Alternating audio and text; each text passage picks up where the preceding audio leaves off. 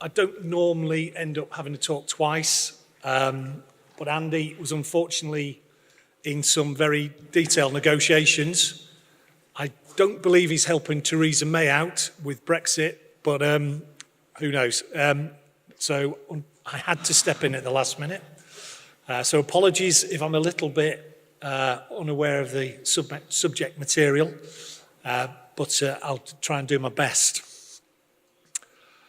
WRC, 90 years, it seems very familiar. I'll skip through that.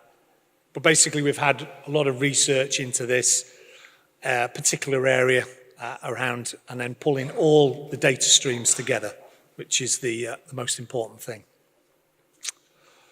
So WRC work in those key areas. Obviously, we're very big in the UK in terms of the water industry. We're active in the gas sector as well, where we're looking at transferring knowledge from the water sector. We're doing a lot of work on cured-in-place pipeliners that have been developed, and we've done standards and testing for the water industry. And we're looking to see how that can be rolled out into the gas industry as a no-dig solution. So we're working heavily in there. We're also very active in the waste sector as well. So we're looking at how do we use our resources in a more sustainable manner. So we do a lot of work with the waste companies in the UK, looking at how do we recapture some of the things that we throw away. So that's a growing area of concern for us. And then the subject I'm going to touch on today is how do we look at the environment? So this is where it's slightly outside of my comfort zone, although really my history in this industry is over 30 years, and I started out as a lowly sewer flooding,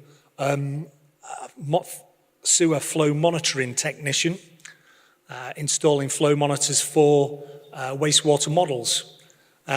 Little did I know back then, 30 years later, I'd be talking about how do we implement modelling, how do we take it from the current state, and then we move it forward into the 21st century with the latest step forward, which is digital twinning.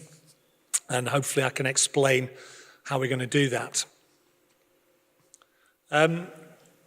So looking at the Global Risk Index and how the water industry fits into this, the risks around the water industry are obviously ever more present. With climate change, we're seeing more and more extreme weather events. Back in the UK, only last year, we had what was called the Beast of the East, which to you guys here in Poland, probably nothing too unremarkable. We had temperatures down to -10, -15. Now, in the UK, that grinds the country to a halt. Yeah, it really. We then faced the longest drought in the summer with record temperatures, and I thought we saw a slide earlier where the verdant green fields of England were turned to brown, where we had 6 weeks of dry weather. We then faced a period of heavy rainfall, where we had significant flooding events throughout the country. So we had a real mixture of weather, and I think that's, I'm unlike President Trump, who thinks warming temperatures are good. You know, it's an indicator that the weather patterns are changing significantly, and we need to account for that change in climate. And how does that impact on our environment and our wastewater networks and our clean water networks, etc. So those are key elements. So looking at the influence of climate change, but also the impact we're having on the environment, on the world itself. Listening to the radio the other day, we're entering the age of anthropology, where the human is having greater impact on the natural world than ever before. And how do we change, how do we adjust our behaviours to account for that impact? Do we want to be known as the people who killed more animals, more wildlife, more fauna than anybody else ever?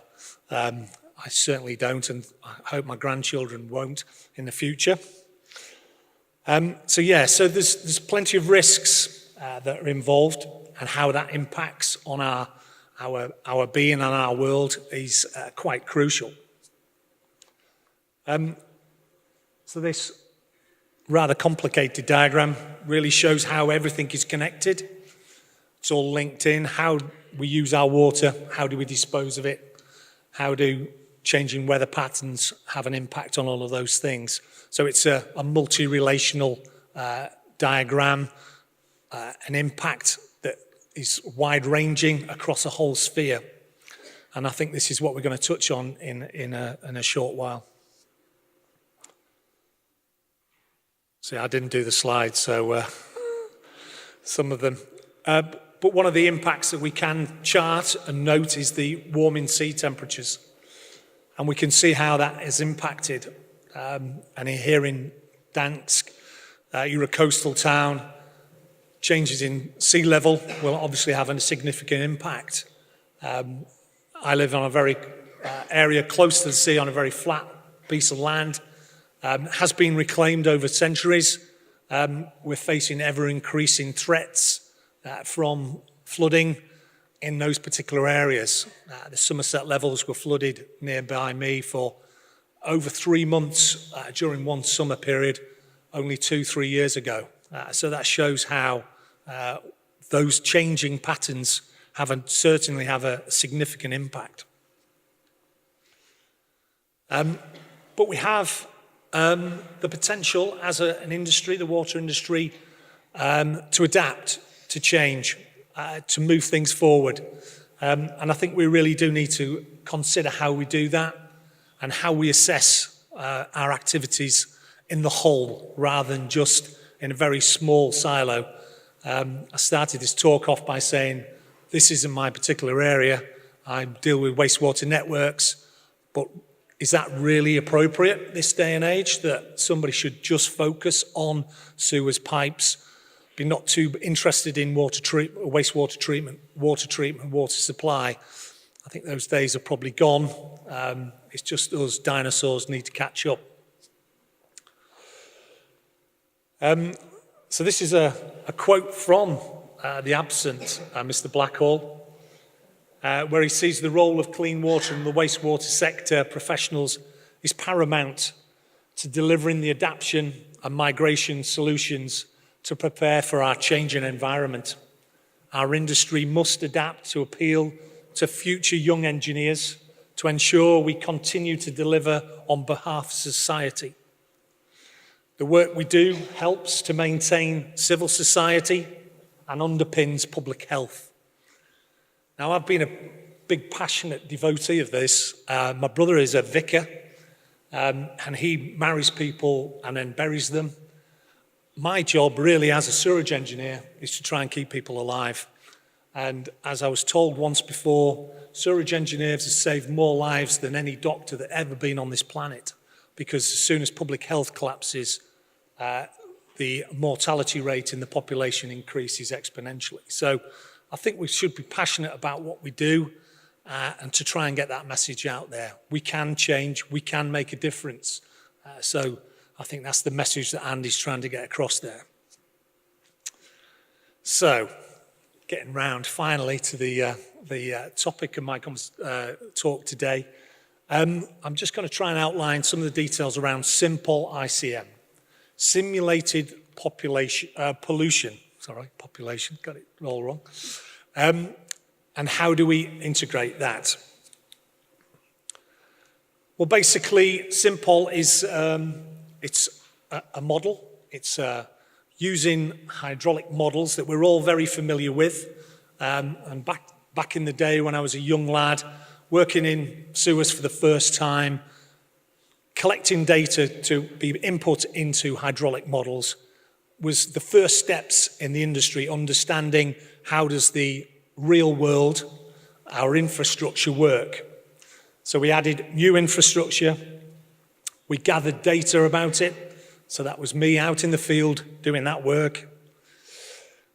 We saved that data. We transferred the data through. And then we linked it. And we started to build hydraulic models. Now those hydraulic models were used to analyze that data, run automation,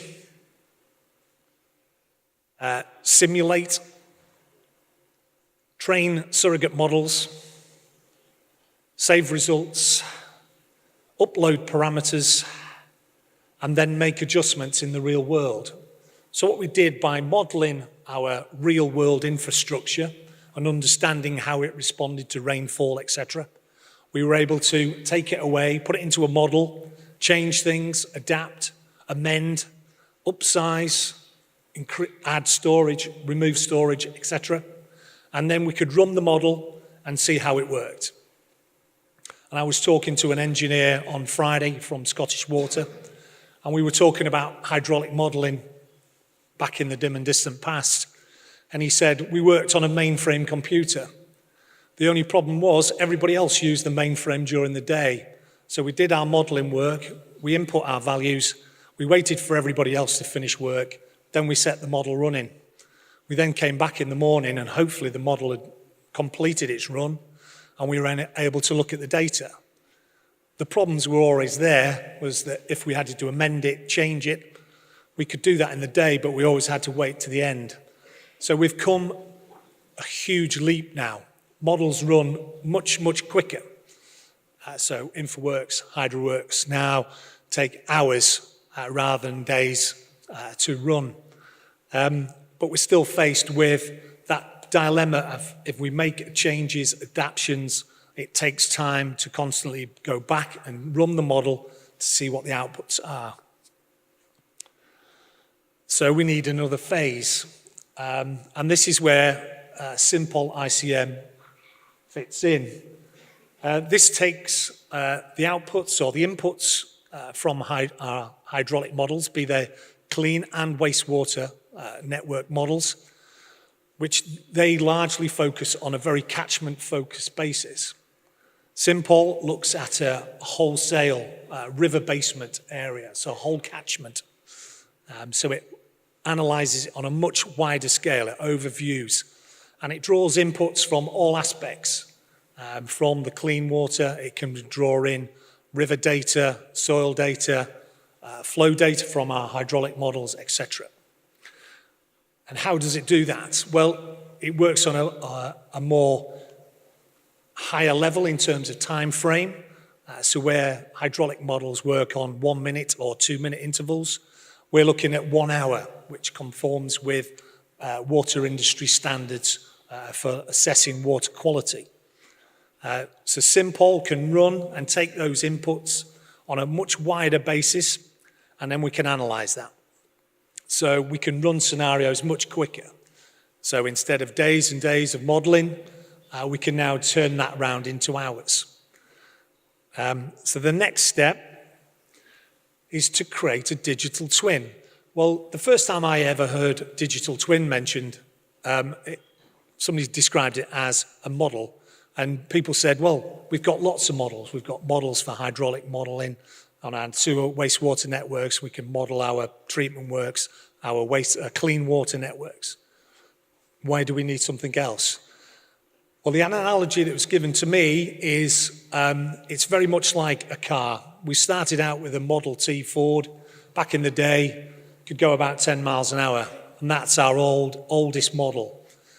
We can introduce SIMPOL, which takes it up quite significantly. So we're talking a top-end car that we would drive around ourselves.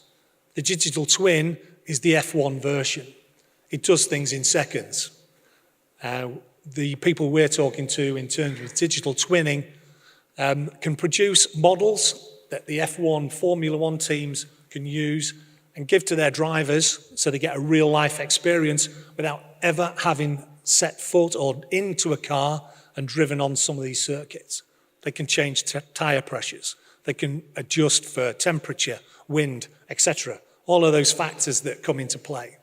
And this is where digital twinning forms a key part in terms of our modelling strategy, being able to analyse data, multiple scenarios in seconds, and to give us an optimum solution going forward.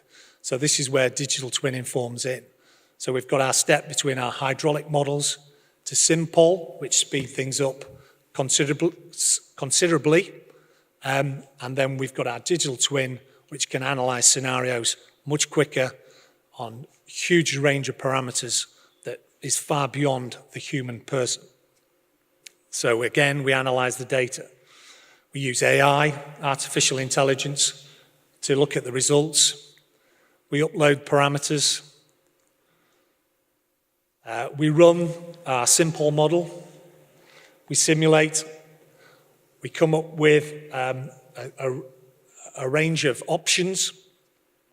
We then train the surrogate model to look at it. We then validate the surrogate model, and then we feed back in and make amendments. So it's a continual circle. And the good thing about AI is that the more you try it, the better it gets. So its worst performance is when it first starts. So as it looks at rainfall data, how does the network cope? How do rivers manage with historic rainfall and forecasted rainfall? How will they respond, and what impact will that have? So just heading back to the sort of key features of SIMPOL and how the digital twin will eventually pull this information in, is that it provides a flexible, integrated environmental modelling package. So it's pulling all various streams of data in. It's designed for a fast, long-term simulation of a whole water cycle. So where HydroWorks models may incorporate 4 or 5 events, in SIMPOL we can import 10 years rainfall data. And I know we're talking to MP Vic, Regencia, about Panda and how that could be incorporated here in Poland. And it represents coupled wastewater networks combined with the treatment facilities, the catchments and the rivers themselves. So we're looking at catchments as a whole rather than just focusing on one particular catchment. We're looking at a wider impact and what impact does it have downstream. And all the modules that we can select and include in our model, and the parameters include things like spatial, rainfall and temperature data. So we're starting to move to a real life model where we can see the interaction between real life data and gathered information from site. So the bit of a history on SIMPOL, it was really developed as modelling sort of started and developed over time. We realised that there was a need for a much quicker, holistic view of this process, and SIMPOL was based off that urban planning management. And in one, it started out as an Excel spreadsheet. Now, if you talk to many of the designers, modelers today, if you talk about spreadsheets, they'll turn grey, white, ashen, and almost throw you out the building. But now we're looking at further adaptations, and you can see its growth until we've got to ICM, which is the live version, which we released in 2016. So what it brings you, it gives you a high-level model compared to the detailed models. It gives you whole catchment simulation rather than just pure, simple, low-level, localized catchments. You can test many combinations of solutions. It can be used in conjunction with your hydraulic models. So you take information from a model, you run the scenarios, you make adaptations, and you can feed that back in. And we're very closely linked and accurate with and validated with our InfoWorks or HydroWorks models. And it can determine upstream and diffuse pollution loads. So we can see what impacts we have from a spilling CSO, from water treatment works. on a much wider basis. And we can provide continuous simulation. So it's an ongoing process, a virtuous circle. The more information we get, the more we feed back, the better that model improves. We can then make aggregated improvements as we progress through. We can also include water resource demand and customer demand issues. So where is our water supplies are going to come from, and how is that going to be affected by maybe abstraction from river basins, groundwater sources, etc. So we can model all of those aspects within SIMPOL ICM. And with the wastewater, we can fully integrate river and sewer systems. So we're linking the river catchment and the sewer network. So we can pick all of those aspects. We can monitor our CSO spills, as I discussed before, our storm tanks. We can look at the influence of drain down and follow-on storms, and how does that play out throughout the catchment, rather than just one localized drainage area network. And we can calibrate it, as I say, to InfoWorks. We can also put in correction factors, and has been approved by our regulator in the UK. So the environmental regulator, the EA, Environment Agency, is confident of our results, and it is used by water companies to demonstrate the impacts of their planned upgrades and changes to the water network and the wastewater system in the UK throughout. We can also look at how agriculture plays an important role in the impact on pollutions to our water courses.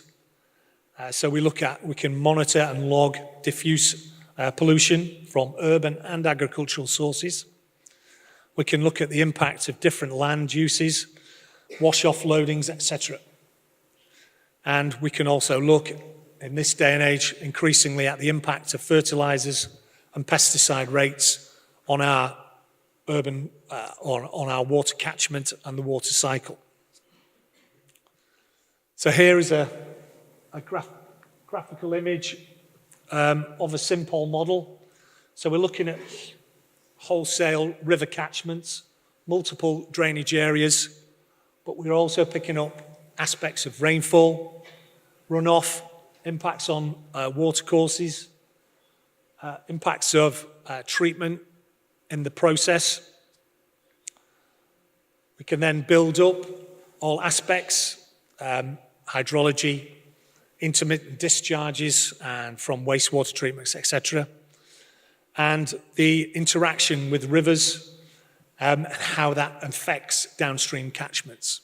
So we're looking at as a much wider picture than our standard InfoWorks model could and is presently working at. So we can then look at demand as well, and the impacts on our drainage network and how we can model that. And we can introduce all key factors into the performance of our drainage network as we progress through. And then we can incorporate rainfall and how the impacts on our wastewater networks and our treatment facilities are influenced by spatial rainfall patterns. So rainfall which is can be very localized. How does that have an impact on the catchment, maybe several miles downstream? And we can look at over long time periods as well, which is of great benefit. Running quickly out of time. So the key inputs we have are weather data, supply demand, so what are the customers required in terms of growth and development in new properties, the impact on our wastewater networks, the type of catchment we're looking at, the types of agriculture in that catchment, land use, etc. And then we can look at the river itself, its physical size, loadings, etc., and how that is influenced and how the pollution loading in that river will be determined. So we look at, in terms of time series, we look at can look at any point in the catchment. It can be processed, post-processed for further analysis, and it can provide event information as well, so storm events and how that impacts and where thresholds are exceeded. So if we're looking to try and see what impact a particular aspect of a change to our network has had, we can then model that quickly, change the scenarios and run through multiple scenarios over quite a short space of time to better inform our decision and our planning processes. So by managing both our resources and demand in a more integrated way, we can identify where pinch points will occur, where investment is needed, and when will the investment be needed? Is it in the short term or in a much longer term? And as I say, we can use quite long time series of data, up to sort of 10 years of rainfall data. And what we can start to do is increasingly use forecast rainfall data to see how it will work in terms of climate change going forward with ever increasingly severe weather events that were likely to occur or are predicted to occur. And with aspects of what we're talking here today about stormwater, we can model how SUDS will have a key role in retaining that water within our catchments for much longer, allowing more of that water to escape back to Earth rather than be released into our piped networks where capacity is always going to be a critical issue. So we need to model those key aspects and understand what impacts SUDS will have, not only on hydraulic capacity, but also water quality as well, and how can SUDS and blue-green infrastructure can have a real impact on the improving of our water quality in our networks. So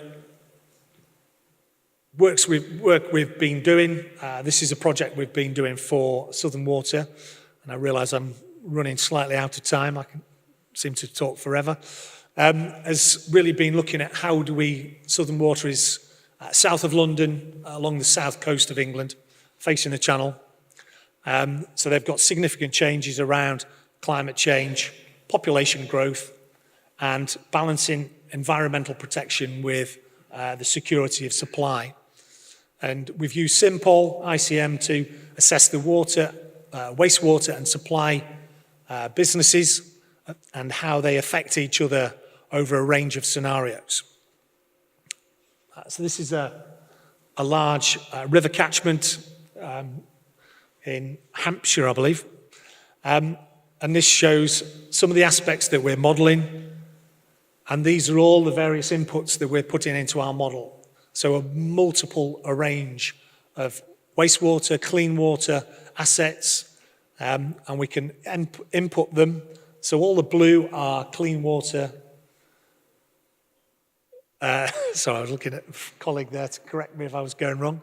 The orange are wastewater, and the blue? Rivers. I knew I'd get there eventually. So it just shows how quickly all the very detailed, the amount of data that we're pulling in, but we need to analyse it in much shorter time chunks to make sure we can analyse that in a clearer and concise way. So we gather information, we can understand how it affects the catchment, and then how it will have eventual impact on the river network itself. And then this can be used for particularly in terms of 1 minute left. Okay, I think I've got less than that on this clock. For Southwest Water, the impact of phosphorus on our networks. So we can look at how does that impact. So we can look at maybe introducing buffer zones in fields, moving agriculture, livestock away from rivers where they may cause an increase in phosphorus uptake. So we can trial all those scenarios, run it through SIMPOL, and then we can get an idea of what impact and how we're going to deliver that, and will it be the investment be significant enough for the outputs. So we can do that. There are a range of projects, so we cover all aspects. We've got a lot of water companies involved in the UK. I won't read them all out, but it's really clearly working. One of the most prestigious one is Thames Water, where we did a lot of work with the Thames Tideway Tunnel, which is the biggest infrastructure project in Europe ongoing at the moment, and how that was influenced and how that influenced the River Thames. So that is me. Thank you very much for listening. Any questions? I will be back.